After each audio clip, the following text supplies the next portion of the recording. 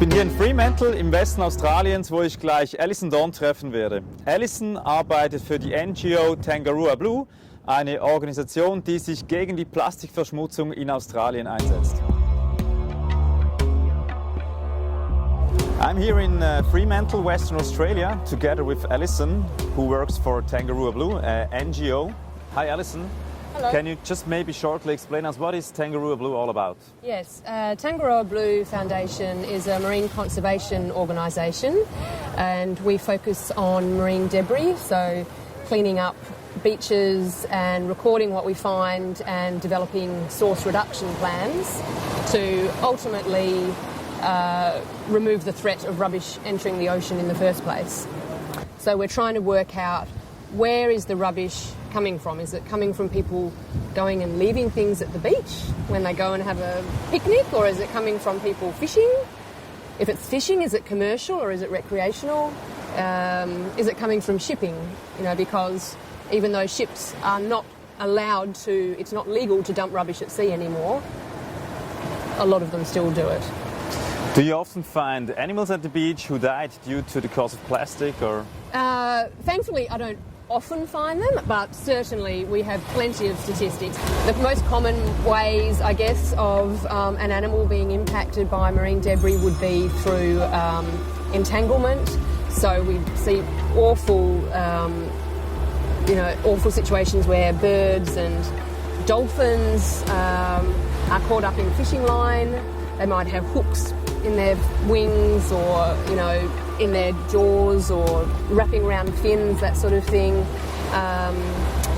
Fishing net is a huge problem. Animals get entangled.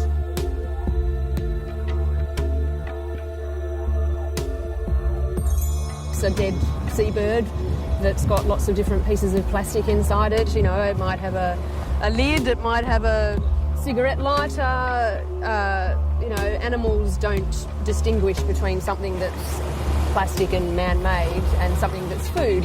And of course, what happens is that, they eat it and they get full, and they think they're eating food, and so when they're feeling full, they stop actually eating actual food, and then they're feeding this to their babies as well.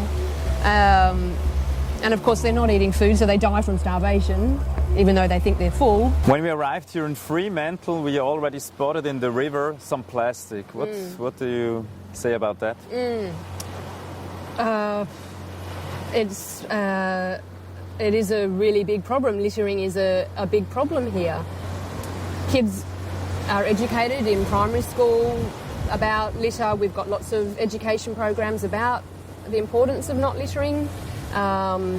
But somehow, somewhere down the track, that message seems to get lost as they get older. Not everybody, but clearly there's a lot of people still littering. And you can have a rubbish bin right there, and there can be litter right next to it. I don't know. Behaviour change is one of the biggest sustainability issues that there is.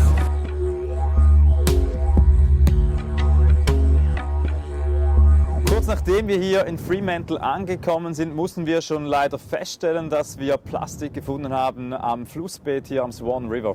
Das zeigt uns, dass die ganze Plastikproblematik nicht nur draußen in den Meeren stattfindet, sondern dass wir sie hier auch auf dem Lande vorfinden.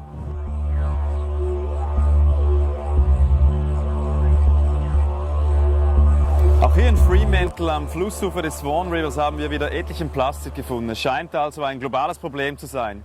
João, wie sieht die Situation in Südamerika und Brasilien aus, und was ziehst du für ein Fazit von unserer Expedition? Sim, no Brasil, como em toda a América do Sul, existe o problema da contaminação dos rios, das praias pelo plástico. As pessoas, elas devem, para solucionar esse problema, mudar o seu consumo, repensar a forma como ela interage com o planeta, reciclar o seu lixo, reaproveitar os materiais. A indústria, ela deve pensar suas externalidades e o impacto que a produção dos seus produtos e derivados causa no meio ambiente.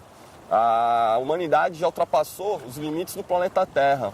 O planeta Terra, ele abriga todas as formas de vida e devemos viver em harmonia com tudo isso e não criar essa sociedade de consumo do descartável, onde os valores também estão sendo descartáveis. temos que repensar a forma como nos relacionamos com o planeta e com as demais pessoas.